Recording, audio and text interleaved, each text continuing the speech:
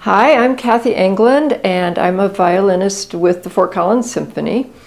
I was born and partly raised in Illinois, moved to Kansas when I was in 5th grade.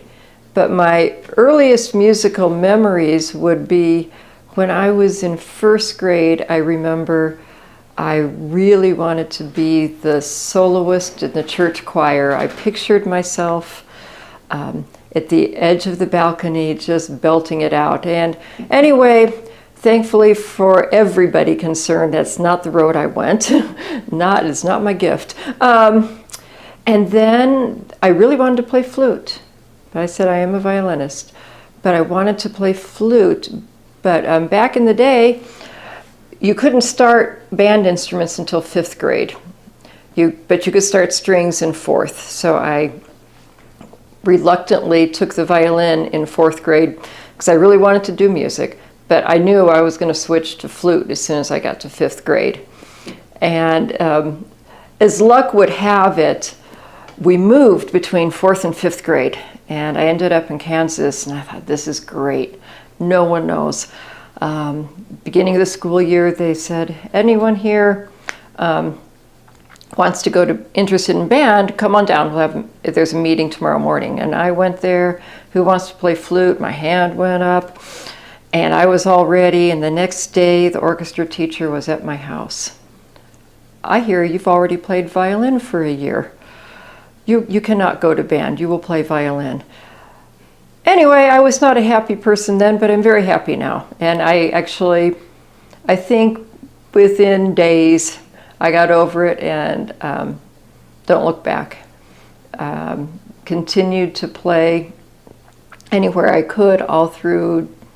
In junior high, I was very fortunate to be in a school system that had actually even a full orchestra in junior high with winds. Continued through in high school, did that. I knew when 9th grader, I had made my decision I was going to be a musician, and that was my goal. So I did go through and I got my bachelor's degree at a small college in Kansas, Bethany College. And it was a really good place to be. It was small, didn't have all of maybe the fancy trappings, but I was able to play in everything. Since it was small, everything that came down the pike, I did operas and just anything that was in the area. So that was a great learning experience.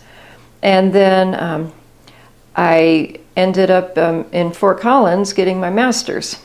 And I got my master's of music at CSU and started playing in Fort Collins Symphony at that point.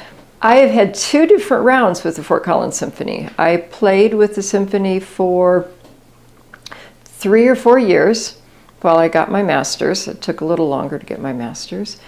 And then from there, I went and played in Colorado Springs for 4 years, I think, and then the Wyoming Symphony for 3 years. Went and did a stint up in Bismarck, North Dakota, where I taught at the college and also did some playing. And then I found myself back in Fort Collins 9.5 years ago. So I'm in my 10th season back as a full member of Fort Collins Symphony. And so my life has kind of gone full circle, and I am very happy to be back in Fort Collins. When I was with the symphony, during my master's, I was fortunate enough to play under the original founding conductor, Will Schwartz. And he was an inspirational man in many ways. And he was also my teacher at CSU when I got my master's. And when I returned 9 years ago, the orchestra had made great strides, and it was really fun and exciting to come back and get in and play with Wes Kenny. He's a great conductor, and it's a different experience than when I was getting my master's. The symphony has grown up, I would say, in a lot of ways. When I came back, the symphony definitely had changed in a very positive way. back in the days with Will Schwartz, there were, if you were involved in the graduate school, for sure, you would be in the symphony. You did your audition. And then when I came back, and I'm very happy I had done other professional auditions in the meantime, because it was a very different situation to be in, and I felt very happy to make the cut again, and know that was where I could be. I think without a doubt the quality of the group has gone up immensely, and we have great players now, and there's no question of its level and being a professional organization now. Growing up, music was always part of our life, but not professionally with us. My mother sang, and she was a good amateur singer, but mainly church choir and that kind of thing. My dad was an organic chemist, and he played clarinet in high school. I know that, and I have seen old films of him playing in the marching band, playing clarinet, and I remember seeing the clarinet in the closet. But really, I kind of went out on my own to make that decision to be a professional musician. It's interesting me today as a teacher. I do quite a bit of teaching also, and I'm a registered Suzuki teacher, so I have taken many, many young children over the years, and I will get parents calling me with their 4-year-olds, and they'll be telling me, so my child has been begging to play the violin since she was 2, or she's been begging to play the violin since she was 3. And I used to take that in my head and go, nah. But now, when I get that, I know it's true. And the exposure, the parents may or may not have made an effort for exposure, but I think we're lucky that it is out there and we see it. For me, I actually have no idea where I came up with doing what I wanted to do. I vividly remember my first grade dream of belting out those solos at church. I remember that, and I have no idea why I wanted to play flute. When I was a child, I know that we had music in the house, and I believe the radio played. When I first decided to become a professional musician, teaching wasn't really on my radar, although I look back now and I do realize that I come from a family of teachers. My mother's parents were both teachers, and my dad was an excellent teacher. But it was not something I looked at doing beyond just the simple, well, I need to make a little extra money here and there. So I actually started teaching in high school. And I taught a few students here and there over the years. When I was in graduate school, I had my first full studio. And interesting then to where I am now is I really just had no positive things to say about the whole Suzuki philosophy of teaching. When I would get students that had told me they had been with Suzuki, as I look back now, I realize they really hadn't done the Suzuki philosophy because they weren't prepared in ways that I know now they would have been. So I did that for a while, and I started to really enjoy working with the kids. When I was playing in the Colorado Springs Symphony, which is now the Springs Philharmonic, someone came to me and said, I have a whole studio of students that I can give to you. And I was looking for students, but you have to promise to go and take Suzuki teacher classes, because I teach with the Suzuki philosophy. And so in my head, hey, great, I'm gonna get 20 students. Sure, I'll go do that. I don't think it's any good, but I'll go do that.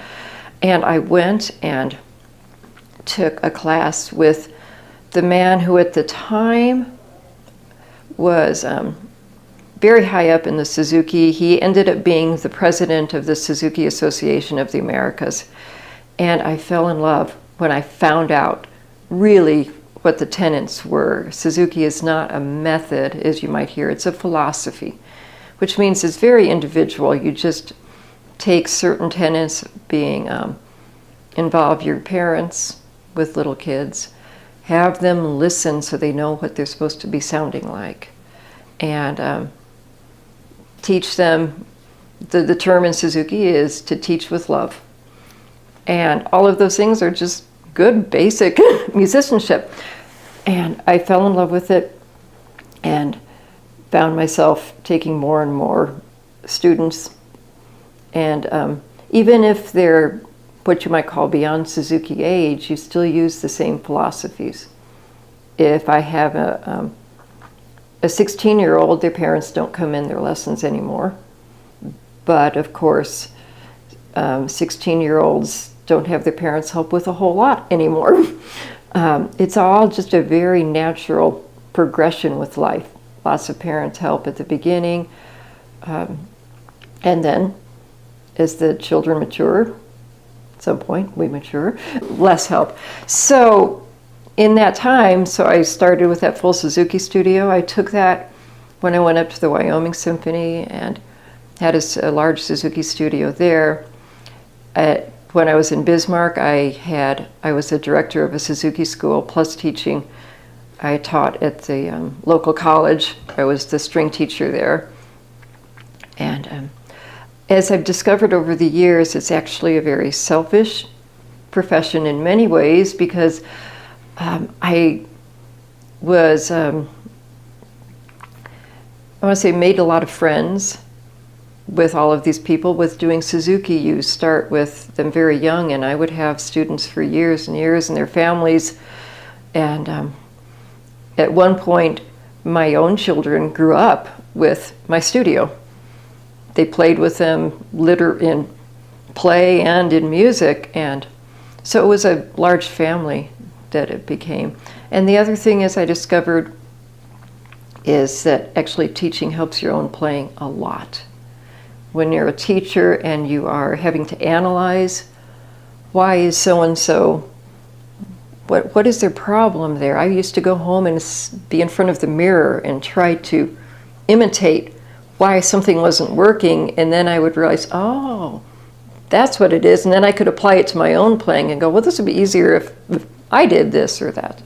So, when I was younger, I didn't see the value in it. I wanted to just be a professional performer, but the value is there in many, many ways to do the teaching part, besides just the fact that it can be a good supplement. A lot of times Suzuki gets a bad rap, and for a number of years it was probably earned. Suzuki started in Japan. Dr. Suzuki was actually a man, and wasn't the motorcycle. And one day, a friend came to him and said, "Can you teach my 4-year-old to play the violin?" And Dr. Suzuki said, "Sure." Dr. Suzuki went home and said, "What did I just agree to? I don't know how to teach a 4-year-old violin." So he started thinking about it, and he made some very smart correlations between playing the violin and reading and language skills. And it occurred to him that little toddlers, if they grow up with the Mandarin language, which is an incredibly difficult language to learn, they don't have a problem with it. They learn Mandarin when they're 2. And so he based this whole thing on teaching it as if you were learning language, which means you hear it, you imitate it, you refine it, and then, yes, you read it, but first you play. First you do the oral part, but along with the reading is like when I teach, and if I teach a 4-year-old, from the very first lessons we start talking about the alphabet and the music alphabet, and just like with reading, with language and reading, you don't necessarily expect a child to really be able to read a book maybe until 6 or 7, but it doesn't mean that when they're 9 months old you aren't giving them alphabet blocks to work with. So it is all based on that. And the reason I think some of the bad rap came about was Dr. Suzuki did this all in Japan, and in the early 60s he took a group of students to America and they played. And these were 9-year-olds playing the Bach double concerto all from memory, and they did everything from memory. And teachers were like, wow, that's wonderful. And they don't use music, they just play that all memorized, and they have good ear. And they said, that's great. And they went and started a whole generation of students that did not read music. But that has come around, and now it's like, no. We also have to teach how to read music. It's part of the whole thing. And the ear training, I do remember when I played the violin, my first year I was playing and experimenting, and bless my mother, I love my mother, but I vividly remember her coming back and saying, what song or what piece are you playing? What are you playing there? And I said, oh, I'm just making something up. Oh, don't do that again. You use music, always. And so I was that was kind of my moment of improv, and it went away. And I wasn't trained to do improv after that, but I will tell you that one of my proudest moments at a wedding, after I'd been teaching Suzuki for a number of years, I'm at a wedding and a little boy comes up to me and says, can you play You Are My Sunshine? And I did it. And that was a moment where I was like, I can play by ear. And it was actually from teaching Suzuki. So that's another positive for me is my ear really developed after teaching kids how to develop their ear. So I have seen in my teaching that the ear, I would be on the vote of it can be taught. The problem is some people need more teaching, for real, and it's the family environment. I had a little girl who could not play Twinkle in tune. Same note, F sharp was always out of tune. And I suggested to her mom, I said, why don't you help sing with her? The girl was 4 or 5. I said, help sing with her so that she can hear what Twinkle should sound like. And so the mom sang, and sang the F sharp out of tune, exactly the same as the girl was playing it. And I had a little moment, and so I had Dad sing, and he was just fine, right on and everything. And it was fine, the mom understood, but we just kind of made a decision, Mom, don't ever sing for her. And Dad, you sing with her. And the little girl got over it. And she was able to play in tune and sing in tune. So, but some of that ear stuff goes way back to, even prenatal ear training. So I see from my own experience personally and teaching, this ear training can be taught, and we all have to work on it. And some of us are just given a little easier start. For me, I say I'm proud of my moments of like being able to play You Are My Sunshine, and I had to work at that. And I've improved in terms of improving and ear training over the years. I've gone from that moment at a wedding reception to I was in an Irish band for a few years. And one time we were on the steps of the Capitol playing for a fundraiser, and it all of a sudden occurred to me that everybody else had taken the repeat and I hadn't. We had music, and it occurred to me, I was like, I have no idea where I am on the page. And I just kept playing, and it worked. And I was able to do that. It was a little bit panicky feeling to know that we're standing up there and I'm the only stringed instrument, and there's a mic on me, and I'm making it up until I figure out where we were. And it doesn't happen tons, but I do lots of gigs, and there are definitely moments where something happens and you just have to kind of play with it. I played an entire wedding piece. It was the focal point of the wedding, and it was an interesting piece that subtitled Written in My Bathtub, and it kind of sounded that way. And So it was hopeless. I had no idea where anyone else was because it was I played for probably 5 minutes playing chord tones, and it was fine, and everyone thought it was beautiful, and I was totally lost. But I wasn't in my ear. I could just keep figuring out what they were doing. So, and that all comes back to a real positive of teaching, is teaching children to use their ear like that. When I started violin, I was in that. I was in the school system when I started violin that was very supportive of the arts. It was a small town I grew up in Kansas, but it had a 4-year liberal arts college, and the whole town very much supports arts. So not only did I have a full orchestra to play in from 7th grade through 12th grade, but we also, all the way through junior high for sure, they had school instruments.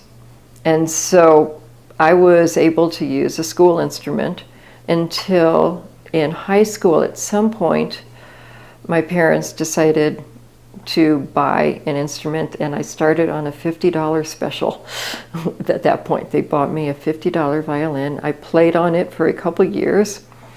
When I went to college, the cello teacher heard me play, and she said, "You need a better violin.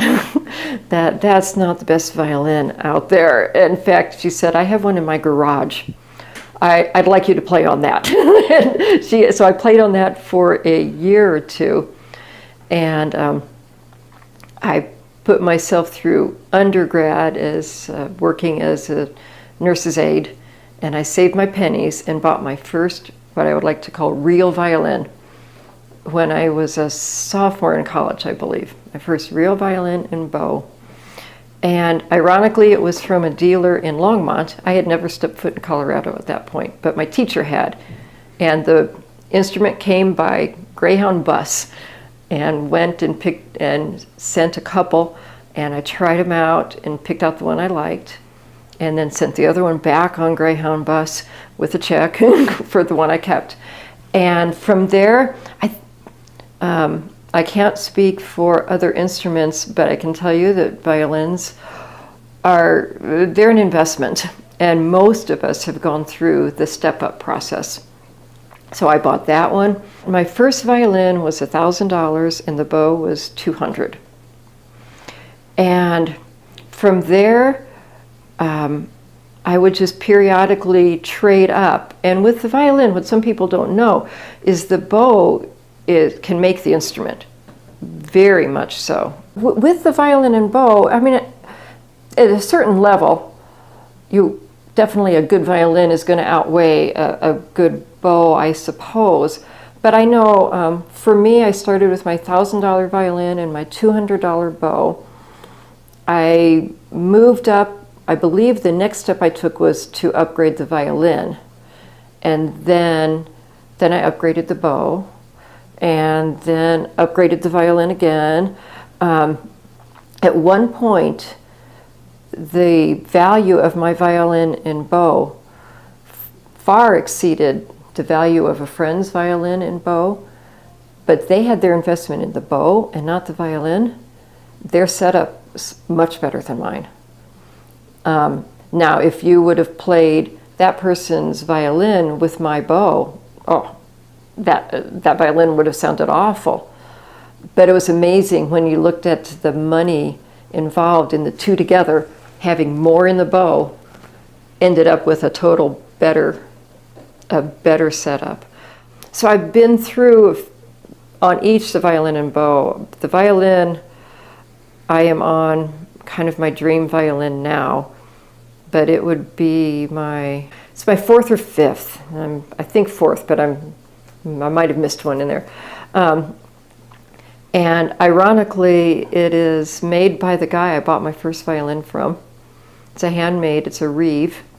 And a lot of people along the Front Range have his violins, actually. They're very good. And that is my violin, and I love it. Speaking for myself, and I think a lot of people, you get one and then you save up a little bit. at one point, I didn't have the money, I didn't think, but you managed to find it, right? But I had this violin that I wanted. I had my sights on it. And I tried to get a loan, and I'll tell you, they don't loan for things like that very easily. So most, a lot of it is saving up and just, like I say, stair-stepping your way to the instruments you want. And I always think it's kind of funny sometimes when you're a professional musician and you have to invest a lot in your own personal equipment that maybe people don't realize how expensive it is, even to the point where I think it's like we have to bring our own pencils. And if you go get, an office job, you walk in with your coat and your purse and you put it down and you've got your computer, you've got this and that. To me, it's just kind of one of those deals. You make trade-offs in life, and I'm very happy with what I did, but sometimes you can sit back and kind of laugh at the irony of what you earn typically versus what you invest, and you go, well, but it's a life. That's something that I have, say, a number of students, and I have taught students who have gone on to be professional musicians, but most of them don't, and thankfully, not because they couldn't do it, but because their heart isn't where that is. And as I tell families, more often I'll get a mother who will say, do you think they can do it? Do you think they should be a music major in college? Do you think? And as I tell them, I say, I will support anyone who really wants to do this. I will support them. I will never encourage that they go into it, because it's the profession that I really think has to come from inside. And you live it every day. Even back in college, I felt kind of bad, but I remember my freshman year, first of all, college was wonderful because all of a sudden you just have 14-week semesters, and then you've got 6 weeks off. And I remember the last day on campus and thinking, well, all those chemistry majors, they're going to go home, and they're going to go home. they're going to watch TV, do some movies, read a book, visit with family. I'm going to go home and practice. And it wasn't horrible. Otherwise, I would have quit right then. But it was a reality that the musician's job doesn't stop. When you're in school, it doesn't stop. When you go on, you live your job in a lot of ways. Some people, and if you're not cut out to do that, that's why I say I will never encourage or even suggest to someone you should be a music major. If they come to me and say, I would like to be a music major, what will it take? I'm right with them, and I'll help them along. But never, ever push them into it. For me, I made my decision as early as 9th grade. I remember that I was, at that point, deciding I was going to be a music major. I was involved in the local college, playing in the orchestra there and stuff while I was in high school. And I made that decision, but I actually did have a very viable choice. I'm really good at math, always have been. And bless my dad, he always wanted me to have chosen that road. But I knew at that age, though, that math, ironically, some people won't understand this, I enjoy it and wanted to do it for fun. And I didn't want my career to get in my way of having fun, just messing with numbers and doing things like that. I knew it was an option, but I never once considered it. It was the passion that spoke, if you want to use that word, which I'm not a real flowery person, but it really was. I knew that's what I was going to do, is that I was going to be a musician and everything that encompassed. And to me, the handwriting was on the wall, that to go into math was going to mean going into computers and stuff, and I have no interest in that. I like numbers. Despite the fact that I think I would have been successful if I had pursued my math talent, so to speak, and gone into that. Probably could have gotten a good job with, you know, Hewlett Packard or something that was up and coming.